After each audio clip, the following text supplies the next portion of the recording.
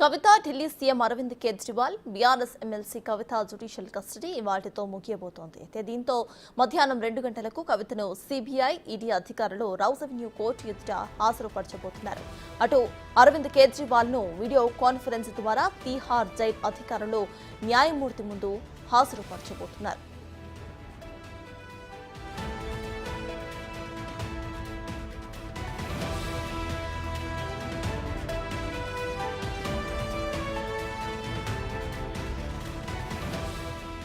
కేజ్రీవాల్ కి కవితకు మరో 14 రోజులు జ్యుడిషియల్ కస్టడీ పొడిగించే అవకాశం ఉంది. ఢిల్లీ స్కామ్ కేసులో కవితను మార్చి 15న, కేజ్రీవాల్ ను మార్చి 21న ఈడీ అరెస్టు చేసింది. ఇదే కేసులో ఏప్రిల్ 11న సిబిఐ కూడా కవితను అరెస్టు చేసింది. కవిత, సిబిఐ, ఈడీ కేసుల్లో బెయిల్ పిటిషన్ వేసినా కూడా రౌస్ అవెన్యూ కోర్టు తిరస్కరించింది. ఇవాళ సుప్రీంకోర్టులో కేజ్రీవాల్ మధ్యంతర బెయిల్ పిటిషన్ విచారణకు రాబోతుంది.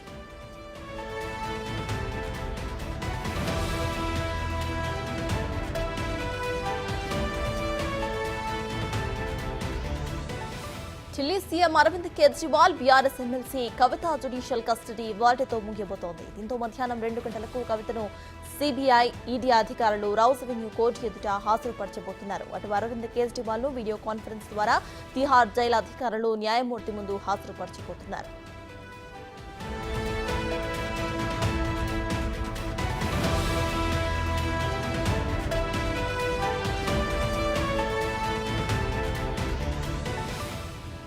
కేజ్రీవాల్ కి కవితకు మరో 14 రోజులు జ్యుడిషియల్ కస్టడీ పొడిగించే అవకాశం అయితే కనిపిస్తోంది.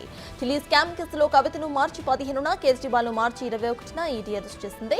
ఇదే కేసులో ఏప్రిల్ 11న సిబిఐ కూడా కవితను అరెస్టు చేసింది. కవిత, సిబిఐ, ఈడీ కేసులో బెయిల్ పిటిషన్ వేసినా కూడా రౌస్ అవెన్యూ కోర్టు తిరస్కరించింది.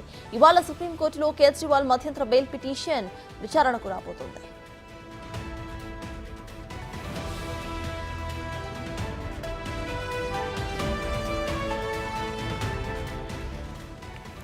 నటిక మొత్తానికి వాటితో Delhi CM Arvind Kejriwal BRS MLC Kavitha judicial custody అయితే ముగియబోతోంది. అయితే ఇవాటి నుండి జ్యుడిషియల్ కస్టడీ పొడిగింపు అవుతుందా లేకపోతే ఇక్కడతో ముగుస్తుందా అనేది అయితే తెలియాల్సి ఉంది. ఇదే విషయంపై పూర్తి డీటెయిల్స్ మా ప్రతినిధి శివ ఢిల్లీ నుండి లైవ్ లో అందించడానికి సిద్ధంగా ఉన్నారు.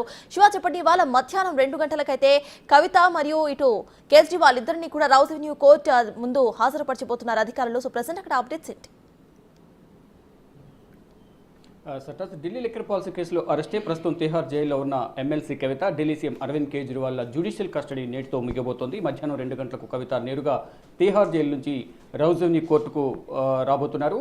తర్వాత మధ్యాహ్నం 2 గంటలకు వీడియో కాన్ఫరెన్స్ ద్వారానే ఢిల్లీ సీఎం అరవింద్ కేజ్రీవాల్ను తిహార్ జైలు అధికారులు కావేరీ బవేజ్ ముందు, రౌస్ అవెన్యూ కోర్టు న్యాయమూర్తి కావేరీ బవేజ్ ముందు హాజరుపరచబోతున్నారు. ఇక ఇద్దరికి కూడా 14 రోజుల జ్యుడిషియల్ కస్టడీ, అరవింద్ కేజ్రీవాల్కు 14 రోజులు, అలాగే కవితకు 14 రోజుల జ్యుడిషియల్ కస్టడీ పొడిగించే అవకాశం అయితే ప్రధానంగా కనిపిస్తూ ఉంది.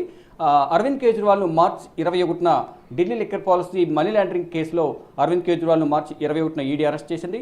మార్చి 15వ తేదీన ఎమ్మెల్సీ కవితను హైదరాబాద్లో ఈడీ అధికారులు విచారించి సెర్చ్ వారెంట్ జారీ చేసి తర్వాత అరెస్ట్ వారెంట్ జారీ చేసి 15వ తేదీన అరెస్ట్ చేసి 15వ తేదీనే ఢిల్లీకి తరలించి 16వ తేదీన రౌస్ అవెన్యూ కోర్టులో హాజరుపరిచారు. 10 రోజుల ఈడీ కస్టడీ అనంతరం జ్యుడిషియల్ కస్టడీ విధించారు. అయితే ఈ రోజు కవితను గతంలో విచారణ సందర్భంగా వీడియో కాన్ఫరెన్స్ ద్వారా విచారణకు కవితను హాజరుపరచాలని కోరిన నేపథ్యంలో, అంటే వీడియో కాన్ఫరెన్స్ ద్వారా కాకుండా నేరుగా తనకు కోర్టుకు వచ్చే వెసులుబాటు కల్పించాలి, దానికి సంబంధించి అనుమతి ఇవ్వాలంటూ కూడా కవిత తరపున న్యాయవాదులు పిటిషన్ దాఖలు చేసిన నేపథ్యంలో నిన్న రౌస్ అవెన్యూ కోర్టు న్యాయమూర్తి కావేరీ బవేజా కవితకు సంబంధించి వీడియో కాన్ఫరెన్స్ ద్వారా కాకుండా నేరుగా హాజరయ్యే విధంగా కూడా అక్కడ ఏర్పాట్లు చేయాలంటూ కూడా న్యాయమూర్తి ఆదేశాలు జారీ చేశారు. దానికి అనుగుణంగానే తిహార్ జైలు నుంచి జైలు శాఖ అధికారులు రౌస్ అవెన్యూ కోర్టుకు తీసుకొస్తారు. రౌస్ అవెన్యూ కోర్టుకు తీసుకొచ్చిన తర్వాత సిబిఐ, ఈడీ అధికారులు న్యాయమూర్తి కావేరీ బవేజ్ మీద హాజరుపరుస్తారు. హాజరుపరిచిన తర్వాత మరో 14 రోజులు జ్యుడిషియల్ కస్టడీ పొడిగించమని కోరే అవకాశం అయితే కనిపిస్తుంది. ఇక బెయిల్ పిటిషన్